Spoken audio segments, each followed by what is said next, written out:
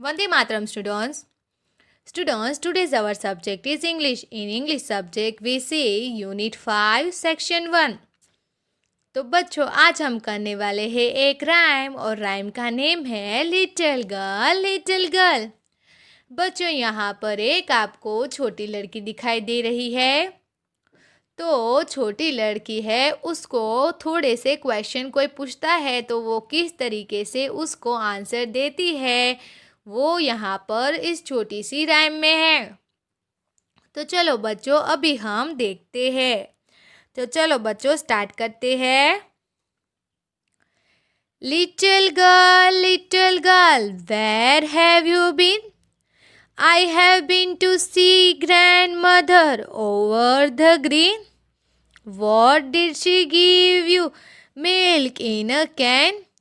What did you say for it? Thank you, grandma. तो बच्चों ये राइम हमें पढ़ने में ही कितनी अच्छी लगी। चलो अभी मैं ये राइम आपको एक्सप्लेन करती हूँ।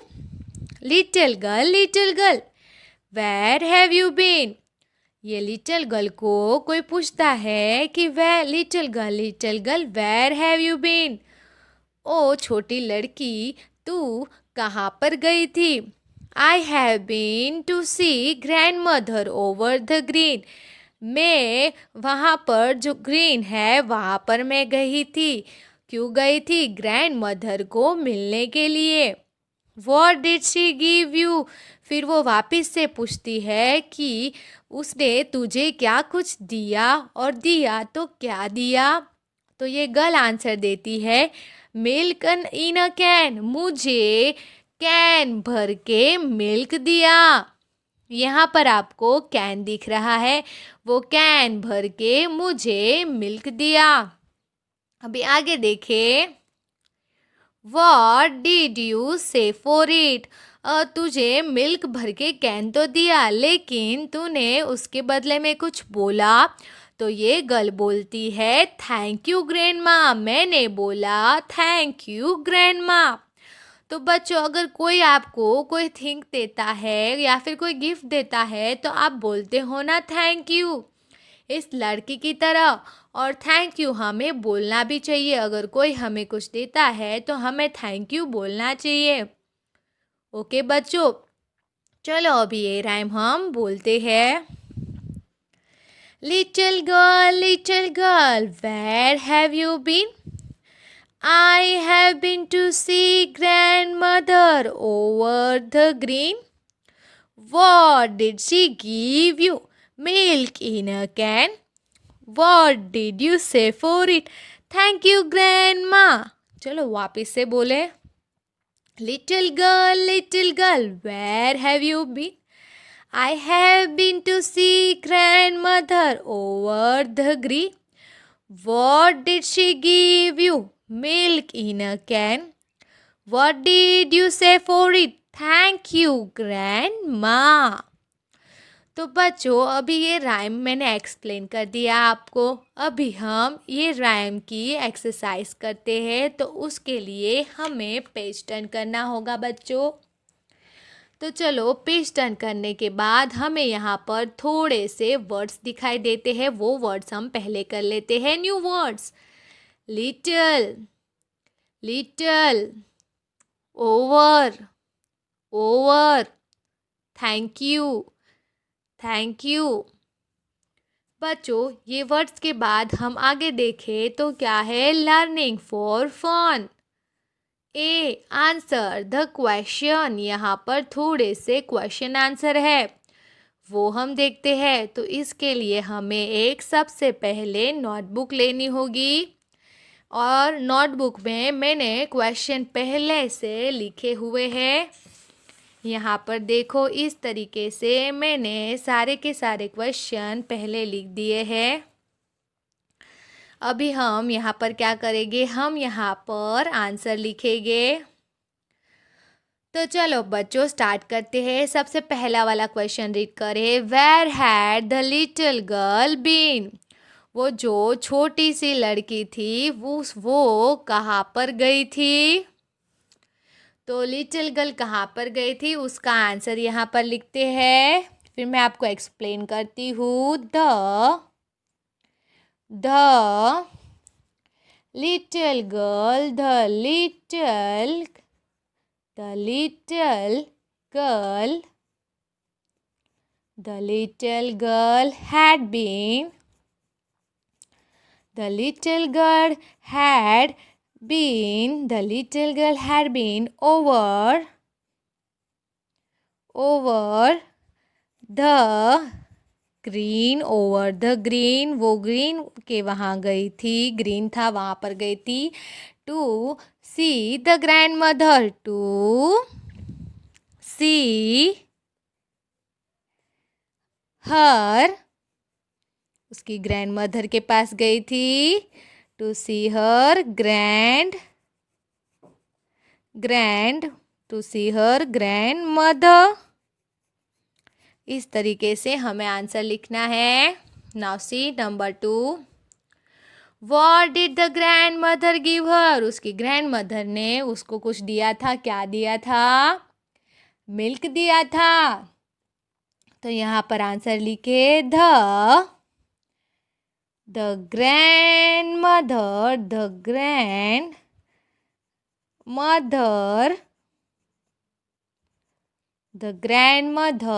gave a grandmother gave a can of milk, उसको कैन भर के मिल्क दिया था। Now see next. What did the little girl say after she got the milk? वो मिल्क उसको उसकी ग्रैंडमदर ने दिया। फिर जो लिटिल गर्ल है वो अपनी ग्रैंडमदर को क्या बोलती है बच्चों? Thank you. तो वो लिखते हैं यहाँ पर हम the little girl said, the little girl said, thank you. The little girl said, thank you. After she got the milk, she got the milk. Now see number 4. Why did little girl thank her grandmother? वो अपने grandmother को thank you क्यों बोलती है? The little girl thanked her grandmother for milk, क्योंकि उसकी grandmother ने उसको milk दिया था, इसलिए उसने thank you बोला। तो यहाँ पर आंसर लिखे the little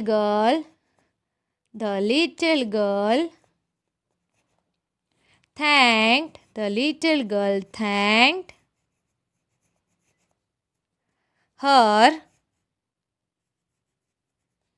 grandmother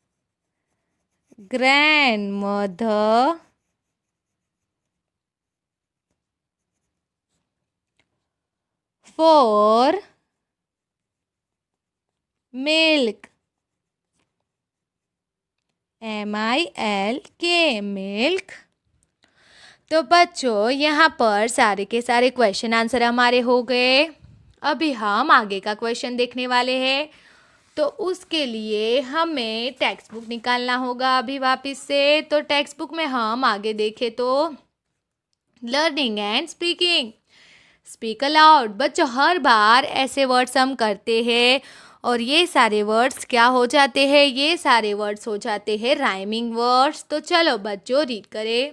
कीन, bean, seen, can, man, van, say, bay, गे। यहाँ पर फर्स्ट अल्फ़ाबेट से चेंज हो जाते हैं और बाकी के सारे सेम रहते हैं। यही होता है राइमिंग वर्ड्स। ये हर बार मैं आपको समझाती हूँ।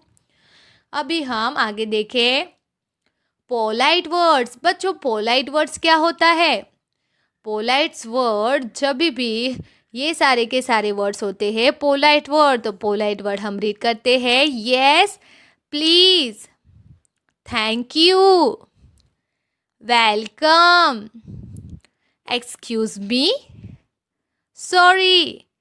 तो बच्चों अभी एक एक वर्ड मैं आपको एक्सप्लेन करती हूँ, वो हम किस लिए बोलते हैं वो भी मैं आपको एक्सप्लेन करती हूँ यहाँ पर। तो ये सारे के सारे वर्ड्स है पोलाइट वर्ड।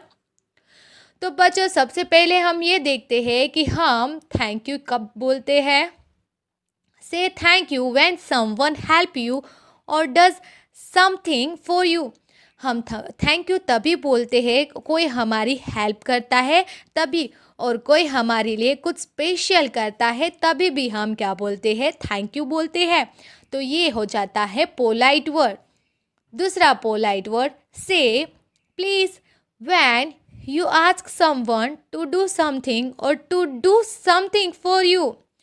प्लीज़ हम कभी बोलते हैं प्लीज़ तभी बोलते हैं अगर हमको कुछ किसी से काम होता है तो हमें उसको प्लीज़ करके बोलना चाहिए।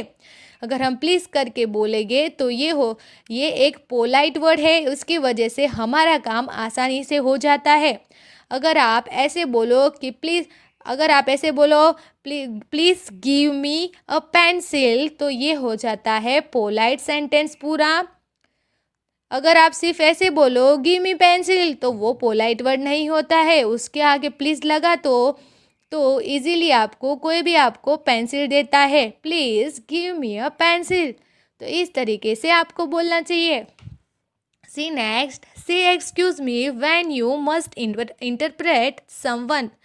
हमें कभी भी एक्सक्यूज़ मी तभी बोलना चाहिए जब भी हमें कभी भी इंटरप्रेट करना हो। जैसे कि अगर मैं आपको क्लास में कुछ पढ़ा रही हूँ तो आपको कुछ समझ में नहीं आ रहा है तो आप ऐसे बोल सकते हो, excuse me ma'am, please explain me again. इस तरीके से आप बोल सकते हो, लेकिन आप ऐसा सीधा तो नहीं बोल सकते, एक्सप्लेन मी मैम इस तरीके से नहीं बोल सकते। आप इस तरीके से बोल सकते हो, excuse me ma'am, explain me again. इस तरीके से आप बोल सकते हो, ये हो जाता है polite word.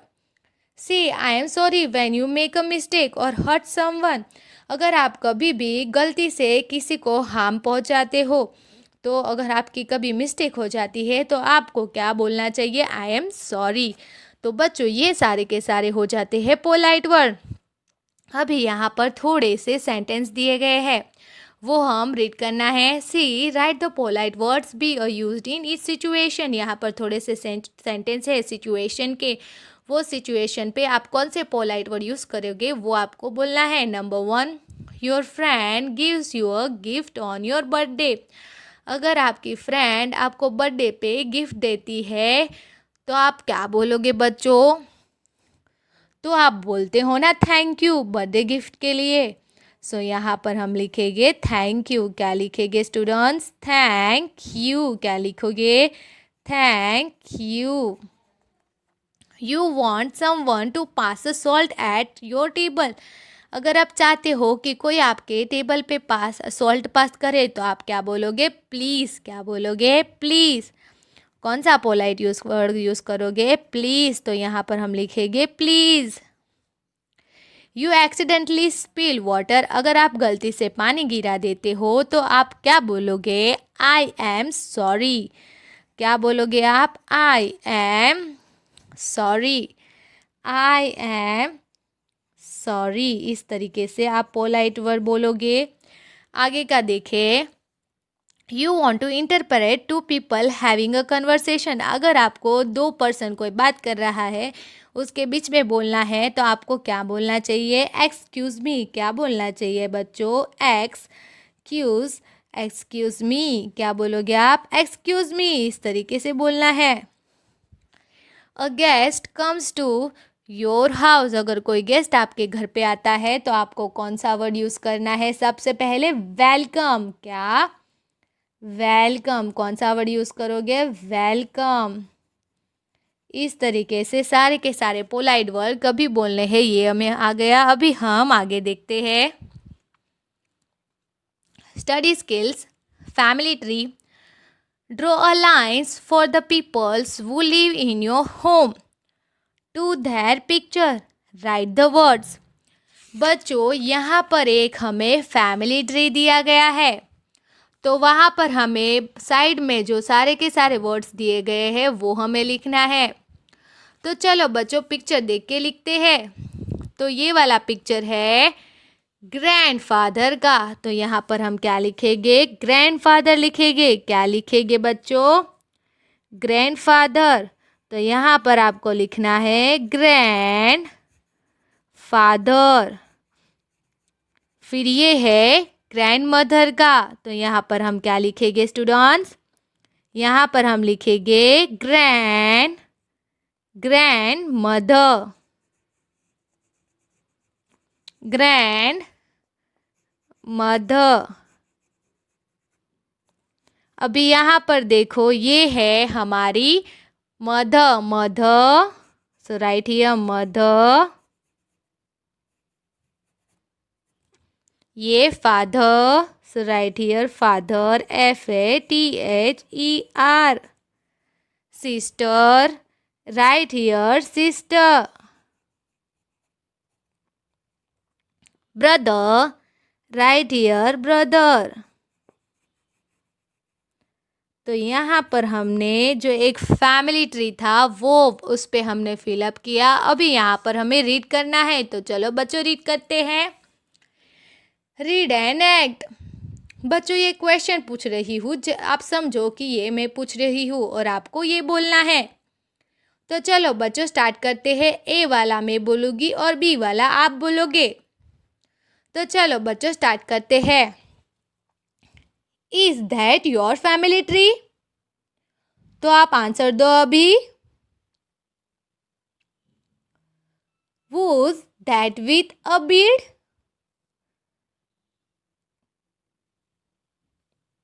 Is that your sister in a frock?